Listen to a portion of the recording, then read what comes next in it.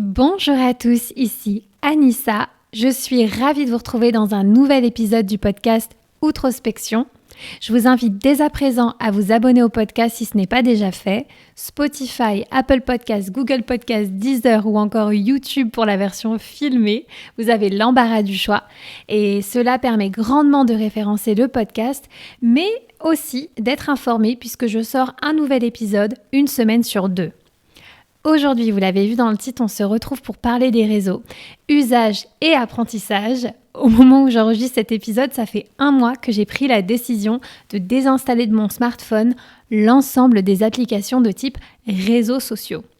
Un choix un peu à contre-courant de nos vies toujours plus connectées, mais qui était devenu nécessaire en ce qui me concerne. Je l'avais plus ou moins annoncé début août 2021 dans un post Instagram et c'est vrai que j'ai été surprise de constater que beaucoup de personnes y avaient aussi pensé sans pour autant franchir le cap. Depuis, j'ai reçu pas mal de messages pour me demander alors cette détox digitale, comment ça s'est passé, qu'est-ce que tu en tires, est-ce que c'était dur, est-ce que ça marche vraiment ? Et je vous propose donc un premier bilan après 1 mois, car spoiler alerte, je ne compte pas m'arrêter là.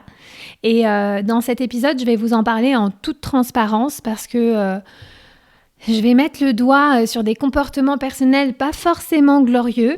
Mais comme pour l'ensemble de mes contenus, je me dis toujours que si en documentant ce par quoi je passe, les choses avec lesquelles je galère et les leçons tirées, ça peut aider une ou plusieurs personnes, eh bien c'est bingo.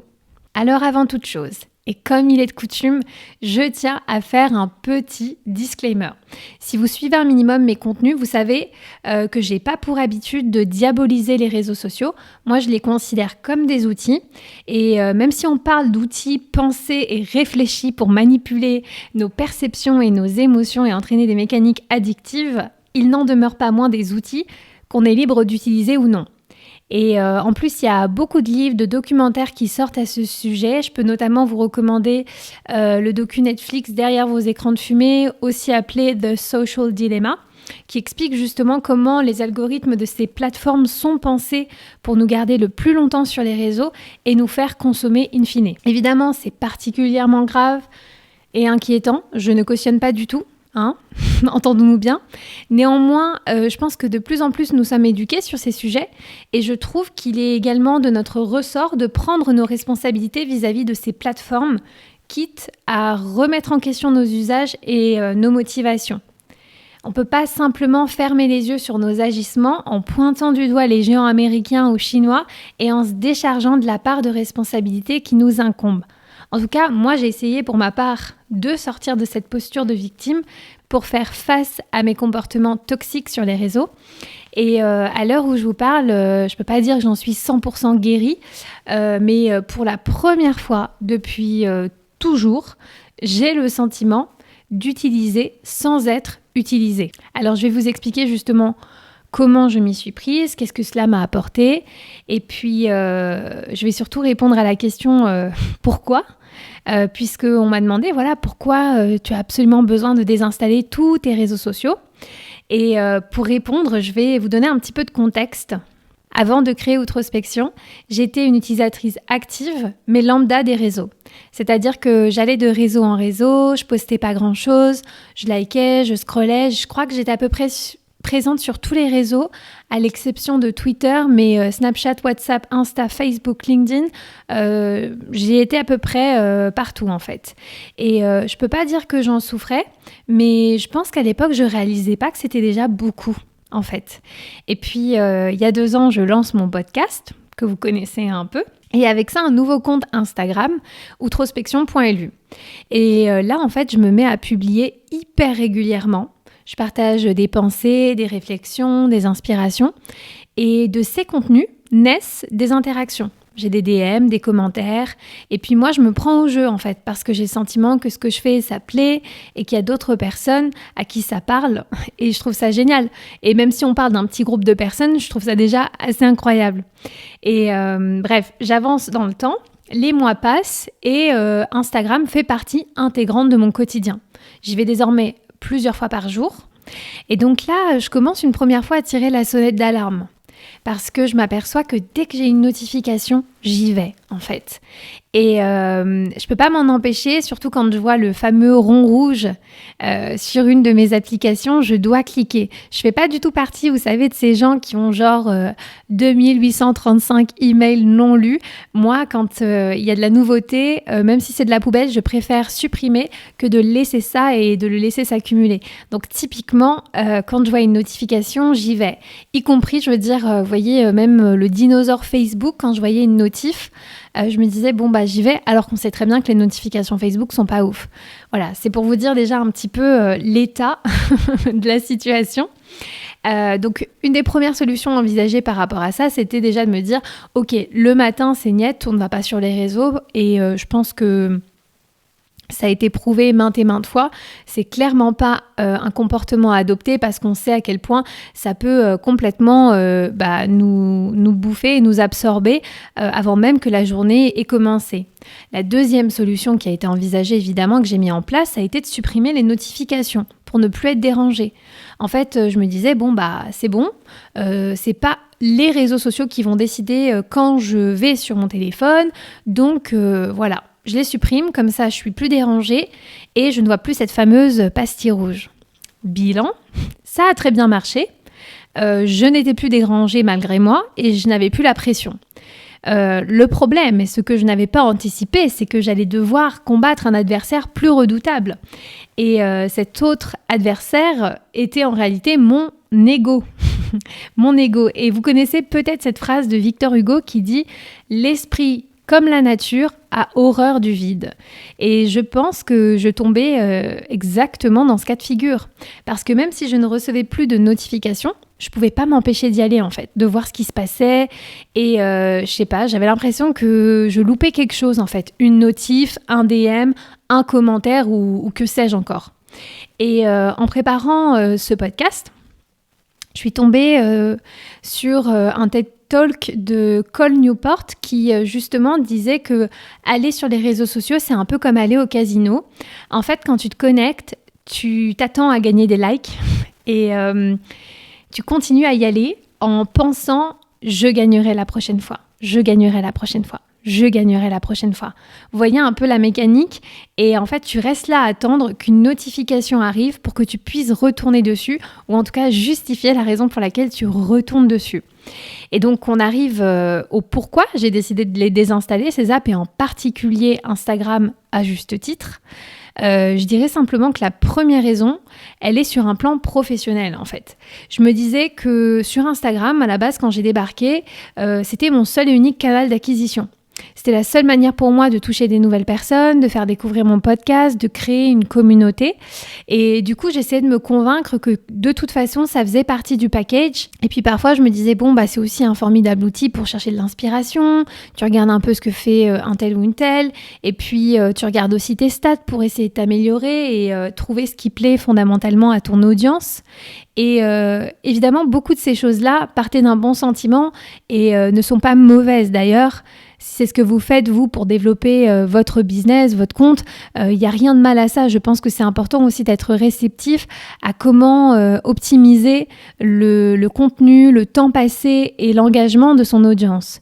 Cela dit, on ne va pas se mentir, sur les réseaux, il y a aussi, quand on commence à creuser un peu, tout un tas de stratégies à mettre en place et tout un tas de bonnes pratiques pour justement permettre de se développer, de performer.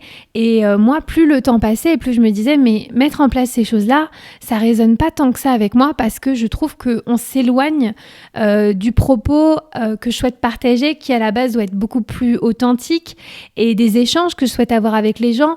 Je veux pas qu'ils m'idéalisent, je veux pas me vendre comme telle ou telle personne. Finalement, je pense que malgré moi, j'étais exposée à des stratégies un peu qui me parlaient pas, quoi. Je voyais des gens faire du follow and follow, qui venaient lâcher des commentaires random, des choses comme ça, et moi je me disais non, j'ai pas envie de faire ça pour en arriver là, quoi. Et je me rendais compte aussi que le temps que je passais à regarder la vie des autres et à contempler des comptes qui étaient assez similaires aux miens, mais qui eux se débrouillaient mieux, finalement c'était un temps qui était perdu et que au contraire ça me détournait de mes objectifs en fait. J'étais de moins en moins focus et je passais beaucoup trop de temps dessus. Même sur l'aspect professionnel, ce que je peux dire, c'est que je constatais pas vraiment de réel impact sur l'écoute de mon podcast ou sur la découverte de mon compte. Du coup, j'avais vraiment identifié une première raison, c'était que, ok, mon usage actuel ralentit ma progression et m'éloigne de mes objectifs. Donc, pour moi, c'était impératif de couper, justement pour réduire les distractions et pour être plus focus que jamais sur le développement de mon activité avec Outrospection. Deuxième raison, qui est un petit peu plus personnel, eh bien, je dirais que quand tu scrolles frénétiquement sur de nombreuses applications plusieurs fois par jour, ça peut littéralement foutre en l'air ton estime de toi. Passer des heures et des heures chaque jour à regarder la vie fabuleuse des autres entraîne rarement, de mon point de vue, des pensées positives à son encontre. Et bien au contraire, j'ai le sentiment que plus tu passes du temps à regarder les autres, plus tu les idéalises et tu te dévalorises d'une certaine manière. Je sais que quand j'étais dans des phases de down, j'avais tendance en fait à scroller sur les réseaux parce que j'étais un peu à la recherche d'évasion et je fuyais ma réalité, mes problèmes, pensant trouver du réconfort dans un monde finalement numérique mais faux pour ne trahir aucun secret de polichinelle. Et en fait, du coup, je pense que j'adoptais encore plus un comportement de dépendance. Et c'est d'ailleurs un conseil au passage, mais quand ça ne va pas, ne fuyez plus, n'allez pas vers une stratégie d'évitement, ne faites pas comme moi, parce que finalement, on finit par se sentir plus seul que jamais. Je pense que quand ça ne va pas, fondamentalement, il faut faire face à cette obscurité. Il faut s'asseoir avec soi-même et écrire si ça vous fait du bien. Parler à des vrais gens dans la vraie vie, aller boire un verre avec un ami. Bref, je sais que pour moi, c'était aussi une forme d'échappatoire, mais en fait, ça participait pas du tout à mon bien-être. Et même si au final, j'ai jamais suivi des comptes, vous savez, qui finalement diffusent des contenus qui vont à l'encontre de mes valeurs, des choses trop orientées sur consommation, des trucs de télé-réalité, ou alors qui vendent une fake life, je finissais quand même, tôt ou tard, par retrouver ça d'une manière ou d'une autre. Et donc, partant de ces deux postulats, j'ai décidé qu'il était grand temps de changer. Du coup, comment j'ai fait ? On m'avait parlé de plusieurs techniques, solutions, par exemple, déplacer les apps dans des dossiers moins accessibles, définir un temps max par jour sans quoi l'app se bloque. Et je vais être honnête, je n'ai essayé aucune de ces techniques, mais je sais que pour beaucoup de mes amis, ça n'a pas marché malheureusement. Et si vous me connaissez un peu, vous savez que je ne fais pas dans la demi-mesure. Du coup, moi, j'ai décidé de frapper plus fort et carrément de tout désinstaller. Et ça va au-delà de la simple déconnexion puisque l'app n'est désormais plus disponible sur le téléphone.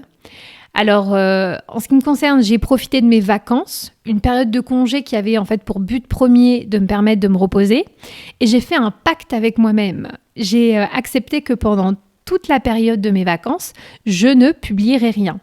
Pas de story de vacances, pas de citation, rien. Et puis, je me suis pas particulièrement fixée de date de réinstallation. Je me suis pas dit, ok, à telle date tu réinstalles tout. Je me suis dit, on verra au retour des vacances. Et donc, on arrive à l'heure du bilan, parce que c'est aussi quelque chose qui m'a été beaucoup demandé. Comment j'ai vécu après avoir désinstallé tout ça ? Eh bien, à ma grande surprise, je l'ai très bien vécu, en fait. Je me souviens le premier jour avoir fait 10 heures de route, dans les embouteillages, etc. Et pas l'ombre d'un réseau social. En fait, j'ai réussi complètement à détourner mon attention de ça parce que je savais que de toute façon, les applications n'étaient pas disponibles sur mon téléphone, n'étaient pas là. Et puis, de manière générale, j'ai passé des super bonnes vacances, en fait. J'ai pas eu le sentiment de manquer de quoi que ce soit. J'ai évidemment passé beaucoup moins de temps sur mon téléphone et pourtant, le rythme de mes vacances était plutôt tranquille, hein. Donc, c'est pas comme si j'avais vraiment pas eu le temps. Mais je pense que je me suis aussi enlevé une certaine pression en fait d'aller voir ce que faisaient les autres ou bien moi-même de poster puisque j'ai continué à prendre des photos, à faire des vidéos, mais à aucun moment je me suis demandé est-ce que ça maintenant tu vas le poster, est-ce que c'est ok ? En fait cette pression-là j'en étais complètement libérée et je pense que ça me donne l'impression, en tout cas ou ça m'a donné et ça me donne toujours l'impression d'avoir retrouvé un état de conscience plus élevé mais aussi plus de clarté par rapport à mes propres comportements en fait. Chaque jour, je mettais le doigt sur quelque chose d'intéressant. Et notamment, pour être totalement transparente avec vous, je me suis aperçue très rapidement que si j'avais gardé Instagram sur mon téléphone, j'y serais allée. j'aurais trouvé n'importe laquelle des raisons de me convaincre que c'était la bonne décision et je serais ainsi retournée dans l'engrenage. Vous voyez, ah tiens, je vais voir si quelqu'un m'a pas envoyé un message et puis ainsi de suite. Et en fait, je quitte jamais vraiment. Et une autre constatation aussi que j'ai faite durant cette période, ça concerne la fameuse FOMO, Fear of Missing Out, vous savez, cette peur de rater quelque chose. Eh bien, je me suis aperçue que cette peur, elle n'est pas réelle si vous ne savez pas ce que vous ratez. En fait, je me suis rendu compte que si je rate quelque chose dont je ne suis pas au courant, eh bien, je m'en fiche. Et ça, je m'en suis aussi aperçue en la réinstallant plus tard, c'est que la Terre ne s'est pas arrêtée de tourner. Je ne sais pas ce qui s'est passé pendant cette période, mais je dois admettre que je le vis très bien parce que je ne savais pas ce qui se passait à ce moment-là. Donc moi, je me suis concentrée sur ce que j'avais à faire et je l'ai très très bien vécu.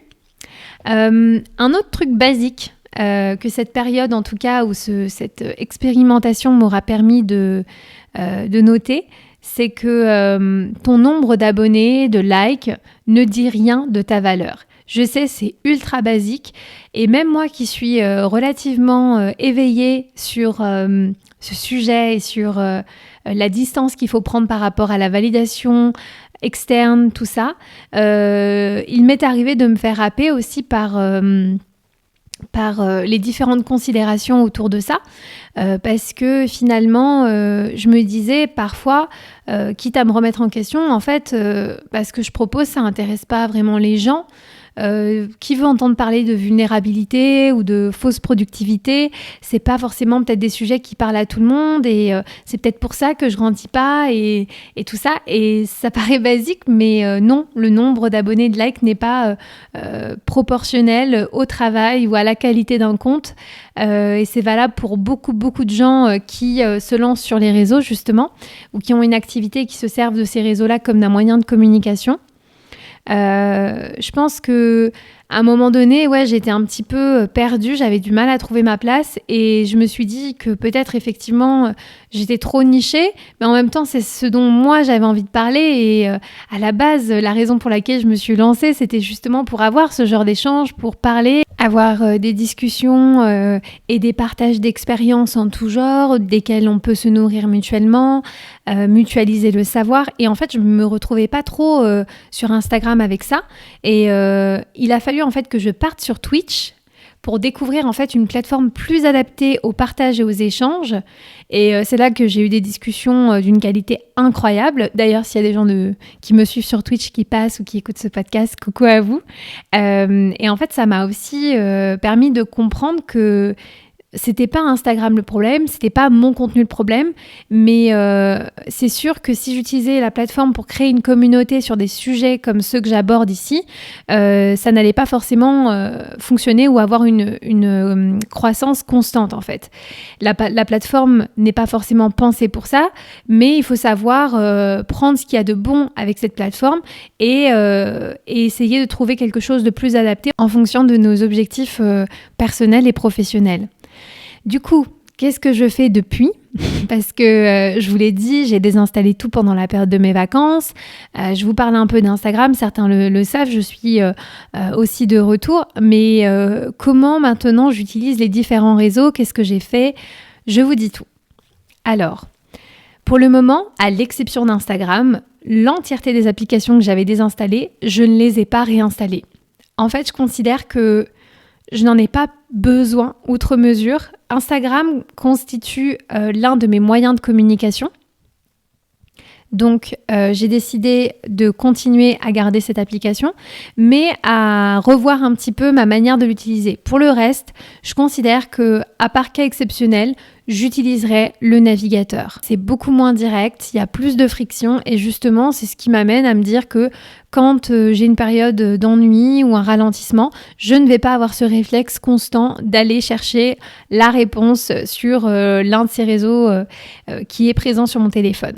Pour Insta, aujourd'hui, ce qui diffère, c'est que j'ai décidé en fait d'installer et de désinstaller l'application 1 à 2 fois par jour. Alors, vous allez vous dire, mais pourquoi tu fais ça ? Mais quelle galère, etc. Mais j'assume complètement, en fait. Je connais mon esprit.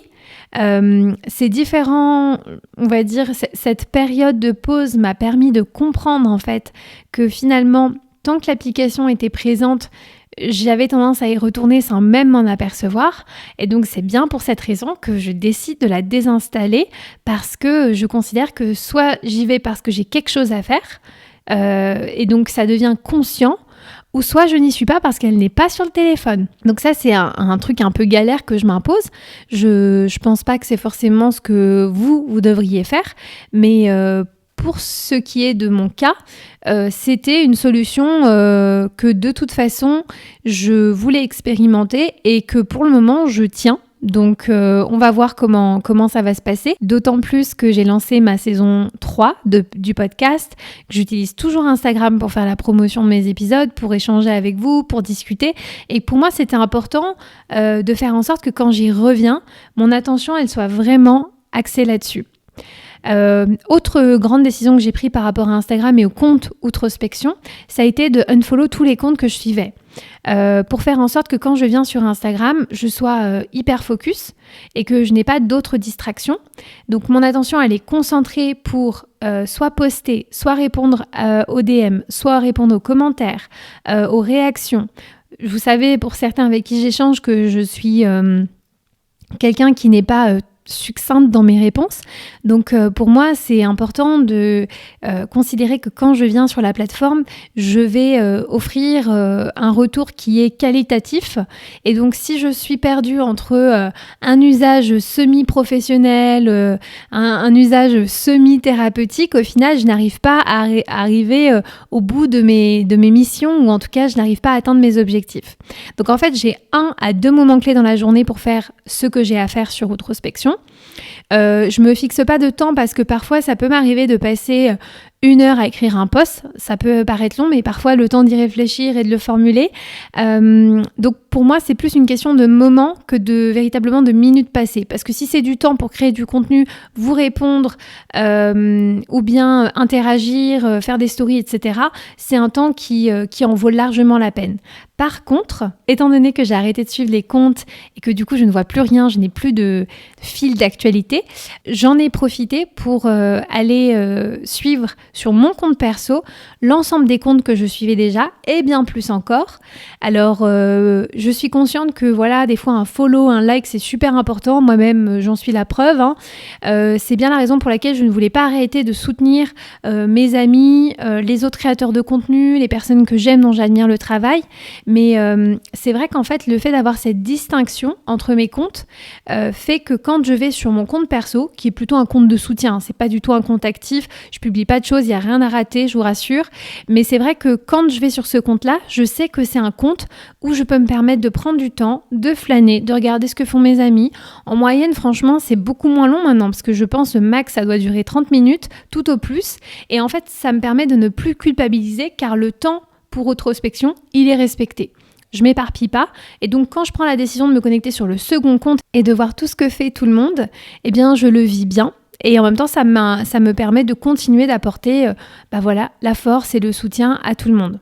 Voilà, donc je vous propose qu'on refasse un point peut-être d'ici 6 mois, voir si les choses ont changé, si elles se sont améliorées, ou si au contraire je suis retombée dans mes vieux travers, hein, parce que c'est aussi ça la vie. Expérimenter des choses, les réussir, les rater, et puis surtout rester bienveillant vis-à-vis de soi-même. N'hésitez pas d'ailleurs à me dire si vous seriez prête à tout désinstaller, et surtout quels sont vos trucs à vous pour passer moins de temps sur les réseaux et libérer votre cerveau. Si vous me regardez sur YouTube, je vous propose d'utiliser cette section commentaires. Et puis, si vous écoutez le podcast de manière audio, eh bien, vous pouvez aussi bien me contacter sur Instagram, dans les commentaires du post, ou bien aussi en DM. Comme vous le savez maintenant, tous ces temps-là sont bien dédiés dans mon esprit et aussi dans mon agenda. Voilà, je vous remercie de m'avoir écouté. Je vous donne rendez-vous dans 2 semaines pour un nouvel épisode.